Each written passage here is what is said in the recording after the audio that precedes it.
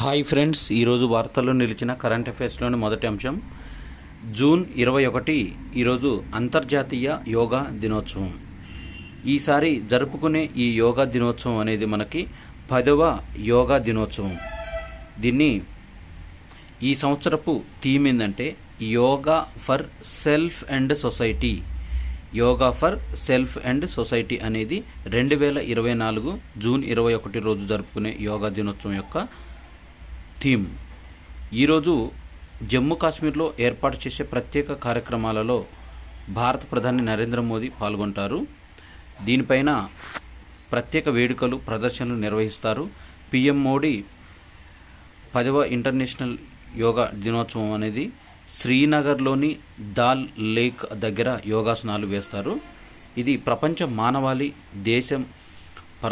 మానవాళికి మన దేశం ఇచ్చిన కానుకగా యోగా నిలిచింది.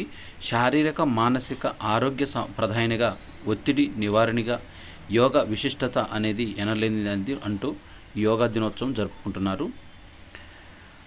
భారత రాజ్యాంగం ప్రకారము రిజర్వేషన్లు అనేవి 50% మించకూడదని, ఈ రిజర్వేషన్లు ఒకవేళ 50% మించితే అవి చెల్లవు అంటూ బీహార్లో 65% కోటా పెంపు అనేది రద్దు చేస్తూ పాట్నా హైకోర్టు తీర్పు ఇటీవల వెలువడించింది. దీంట్లో పాట్నా హైకోర్టు ఇచ్చిన సంచలన తీర్పు జనాభా ప్రాతిపదికన ఎస్సీ, ఎస్టీ, ఓబీసీ, ఈబీసీలకు విద్యా ఉద్యోగాల్లో రిజర్వేషన్లు 50% నుంచి 65% పెంచుతూ బీహార్ ప్రభుత్వం తీసుకొచ్చిన సవరణ చట్టాన్ని ఆ పాట్నా హైకోర్టు రద్దు చేసింది. దీని సందర్భంగా 65% పెంచిన రిజర్వేషన్లు రద్దు చేస్తూ ఈ తీర్పు వెలువరించిన నేపథ్యంలో రాజ్యాంగ అధికరణలు 14, 16, 20 ప్రకారము బీహార్ ప్రభుత్వము నిర్ణయం చెల్లదని హైకోర్టు స్పష్టం చేసింది. ఏ రాష్ట్ర ప్రభుత్వం కూడా రాజ్యాంగం విధించిన 50% రిజర్వేషన్ల పరిమితిని అధిగమించేలా కోటాను నిర్ణయించరాదని సుప్రీంకోర్టు ఆదేశాలను ఈ సందర్భంగా గుర్తు చేసింది. 87 పేజీల తీర్పుతో స్పష్టం చేసింది. వంతెన నిర్మాణంలో 3D సాంకేతికత అనేది ఐఐటి హైదరాబాద్లో ప్రయోగాత్మకంగా నిర్మాణాన్ని చేపట్టారు. ఈ సంగారెడ్డి జిల్లా కంది ఐఐటిలో దేశంలోనే తొలిసారిగా 3D సాంకేతికతతో వంతెన నిర్మించినట్లు IIT Hyderabad director professor BS Murthy తెలిపారు. సివిల్ ఇంజనీరింగ్ విభాగం ప్రొఫెసర్ సుబ్రహ్మణ్యం బృందం ఆధ్వర్యంలో 3D సాంకేతికతను వినియోగించి ఐఐటి ప్రాంగణంలో 7.5 మీటర్ల పొడవైన వంతెన నిర్మించారన్నారు. ఆత్మనిర్భర్ భారత్కు లక్ష్యాలకు అనుగుణంగా ముందుగా సాగుతున్నట్లు ప్రొఫెసర్ సుబ్రహ్మణ్యం మాట్లాడుతూ నిర్మాణ రంగంలో 3D కాంక్రీట్ ప్రింటింగ్ సాంకేతికతను వినియోగించేందుకు సింప్లీ ఫోర్జ్ అంకుర సంస్థతో కలిసి పనిచేస్తున్నామని, ఆ విధానంతో కట్టడాలను తక్కువ సామాగ్రితోనే నిర్మించవచ్చని తెలిపారు. దేశీయ టెక్ అంకురాల్లోకి 34,000 కోట్లు ఈ ఏడాది జనవరి నుంచి ట్రాన్సాక్షన్ నివేదిక అనేది విడుదల అయింది. దీంతో అంతర్జాతీయంగా టెక్ అంకురాలు సమీకరించిన నిధుల పరంగా భారత్ 4వ స్థానంలో నిలిచింది. ఫండింగ్ పరిమాణం పరంగా అమెరికా అగ్రస్థానంలో ఉండగా యూకే, చైనా 2-3 స్థానాల్లో నిలిచాయి. 2023లో 67 యూనికార్న్స్, కొత్తగా యూనికార్న్ సుమారుగా 8,300 కోట్ల విలువైనగా మారుతున్నట్లు గణనీయంగా తగ్గుతుంది. ASK private wealth Hurun Indian future unicorn సూచి తెలిపింది. పసిడి ఆభరణాలపై దిగుమతిపైన ఆంక్షలు విధిస్తూ స్పెషల్ ఎకనామిక్స్ జోన్లకు ఇవి వర్తించవని directorate general of foreign trade DGFT ఒక నోటిఫికేషన్ విడుదల చేసింది. ఇండోనేషియా, టాంజానియా వంటి దేశాల నుంచి పసిడి ఆభరణాల దిగుమతులను కట్టడి చేసేందుకు ఈ పరిమితులు విధించింది. కదిలే అక్షరాల మాలికను కళాక్షరిక పేరుతో మొట్టమొదటిసారిగా తెలుగులో హల్లులతో పాపప్ పుస్తకాన్ని తయారు చేశాడు శశి. హైదరాబాదు టెక్కి వినూత్న ప్రయోగం చేశాడు. దీనిలో తెలుగు అక్షరాలు పిల్లలకు చేరువ చేయడానికి టైపోవనం వ్యవస్థాపకుడు శశి గూడూరు వినూత్న ప్రయోగం చేశాడు. దీంతో ఈ పుస్తకం తెరవగానే అక్షరాలు కదిలేలా రూపొందించారు. వాటిని చూసి పిల్లలు మురిసిపోతున్నారు. మాతృభాషపైన మమకారం తగ్గుతున్న డిజైనింగ్ నైపుణ్యంతో కళాక్షరిక దీనిని రూపొందించారు. కా నుంచి అక్ష వరకు తెలుగు హల్లులతో కూడిన పాప్ అప్ పుస్తకం. ఈ తరహాలో తెలుగులో ఇదే మొదటి కావటం విశేషం. ఐఐటి బాంబే నుంచి విజువల్ కమ్యూనికేషన్లో పోస్ట్ గ్రాడ్యుయేషన్ చేసిన శశి గూడూరు తెలంగాణ పర్యాటక సంస్థ, హైదరాబాద్ జంతు ప్రదర్శనశాల, T SAT TV, T app folio, Hyderabad Amrabad tiger reserve project తదితర లోగోలను రూపకల్పనలో పాలుపంచుకుని గుర్తింపు తెచ్చుకున్నారు. ప్రపంచవ్యాప్తంగా జరుగుతున్న వివిధ టైపోగ్రఫీ ప్రదర్శనలో పాల్గొంటూ కళాక్షరికను రూపొందించారు. కాలానికి తగ్గట్టుగా ఈ ప్రయోగాలు మారుతూ వస్తున్నాయి.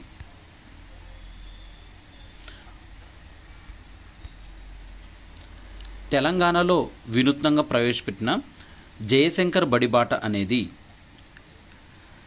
ఈ బడిబాట ప్రోగ్రాం ద్వారా 1వ తరగతిలో దాదాపుగా 60,673 మంది విద్యార్థులు చేరికయ్యారు.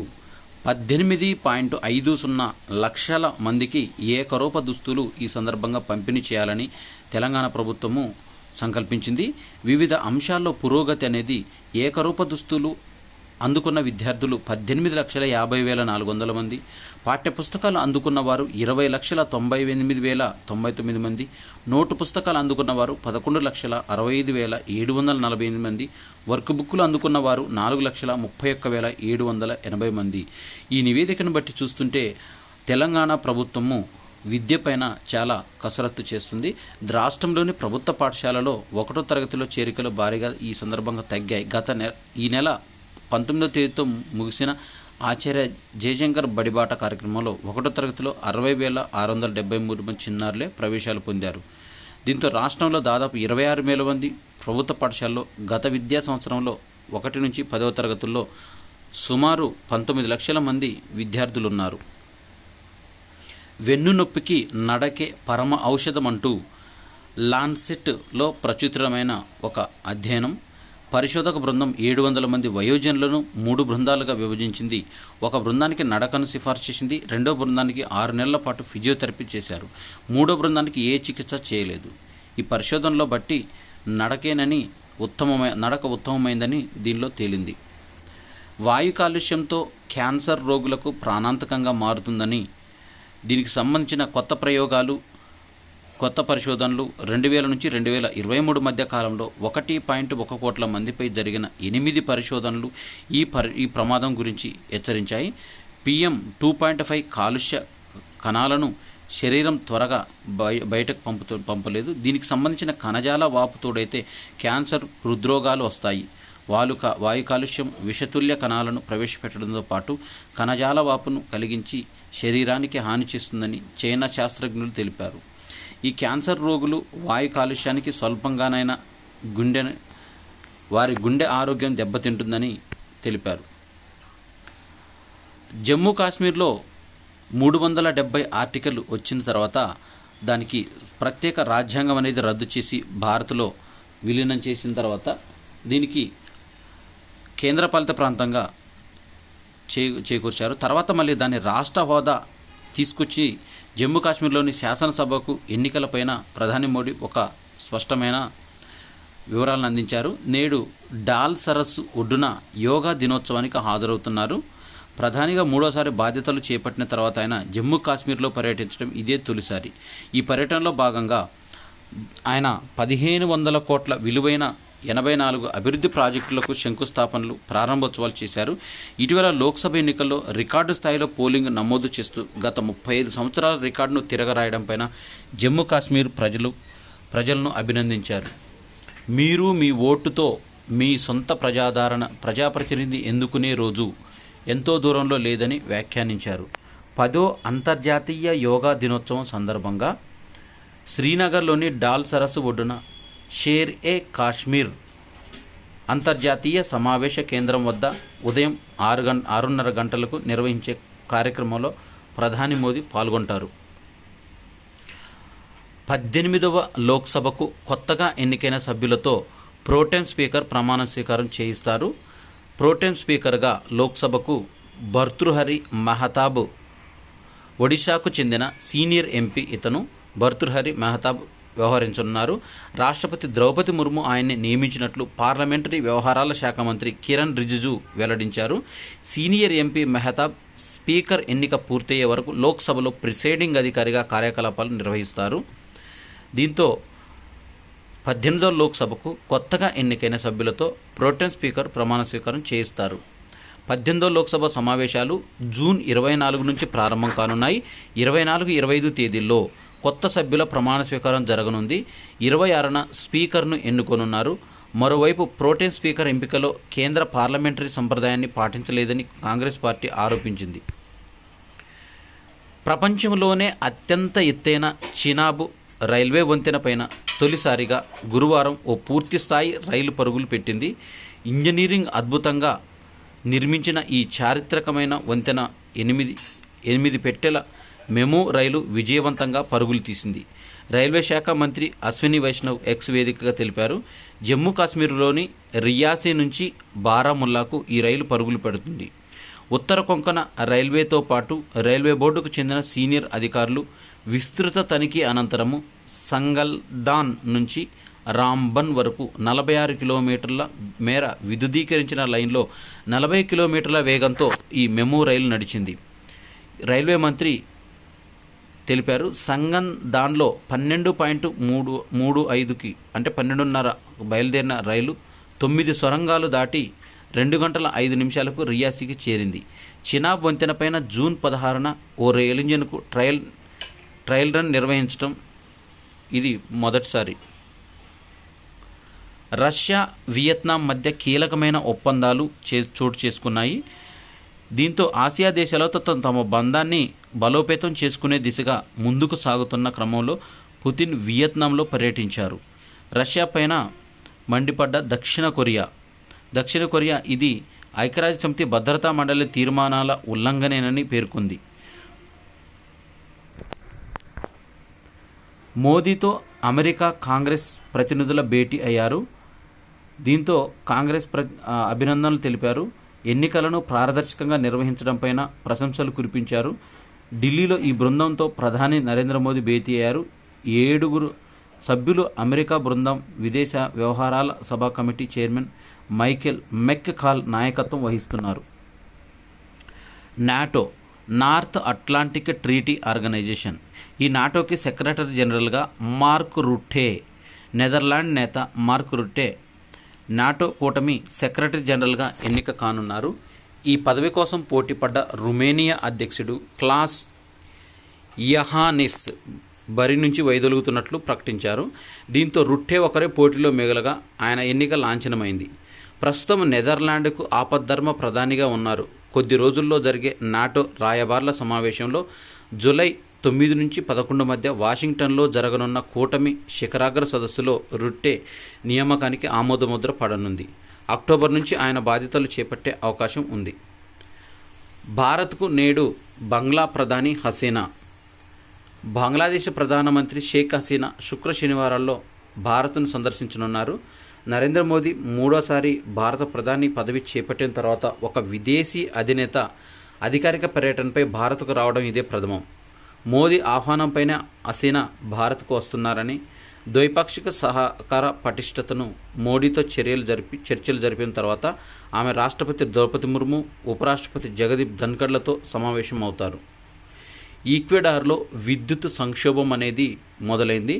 దక్షిణ అమెరికా దేశమైన ఈక్వెడార్లో చాలా ప్రాంతాల్లో బుధవారం చీకట్లు కమ్ముకున్నాయి. విద్యుత్తును సరఫరా చేసే ప్రధాన లైన్లో అంతరాయం కలగటమే అందుకు కారణం. రజనీకాంత్ హీరోగా నటించిన కాలా సినిమాకు అరుదైన గౌరవం దక్కింది. పా రంజిత్ ఈ చిత్రాన్ని తెరకెక్కించాడు. 2018లో విడుదలైన ఈ యాక్షన్ చిత్రం బాక్సాఫీస్ వద్ద ఆశించిన ఫలితాలు అందుకోలేకపోయినప్పటికీ British Film Institute Sight and Sound మ్యాగజైన్లో 21వ శతాబ్దపు అద్భుతమైన 25 చిత్రాల జాబితాలో కాలాకు స్థానం లభించింది. దీంతో ఈ మ్యాగజైన్లో చోటు దక్కించుకున్న ఏకైక భారతీయ చిత్రము కాలా కావడం విశేషం. ప్రపంచవ్యాప్తంగా అనేక చిత్రాలు విశ్లేషించి విడుదల చేసిన ఈ జాబితాలో ఓల్డ్ బాయ్, గెట్ అవుట్ లాంటి సినిమాలు ఉన్నాయి. 21వ శతాబ్దం 4 భాగాల్లో ఒక భాగం ముగించుకుని వచ్చిన నేపథ్యంలో మా దగ్గర ఉన్న 25 మంది అత్యుత్తమ సినీ విమర్శకుల విశ్లేషణ ఆధారంగా ఈ అరుదైన మైలురాయిని ఆవిష్కరిస్తున్నాం. 2000 నుంచి 2024 మధ్య వచ్చిన సినిమాల్లో అన్ని విభాగాల్లో మంచి ప్రదర్శన కలిగిన 25 చిత్రాలను ఎంపిక చేశామని, ప్రతి సంవత్సరం ఒక్కో సినిమాని తీసుకున్నామని BFI ఒక ప్రకటనలో తెలిపింది. స్పోర్ట్స్కు సంబంధించిన కరెంట్ అఫైర్స్. 5 మ్యాచ్ల T20 సిరీస్ కోసం జింబాబ్వేలో పర్యటించే భారత జట్టుకు జాతీయ cricket academy, national cricket academy director VVS Lakshman chief కోచ్గా వ్యవహరించే అవకాశం ఉంది. జూలై 6న ప్రారంభమయ్యే ఈ సిరీస్లో నేషనల్ క్రికెట్ అకాడమీలోని లక్ష్మణ్ శిక్షణ బృందం బాధ్యతలు నిర్వర్తించవచ్చు.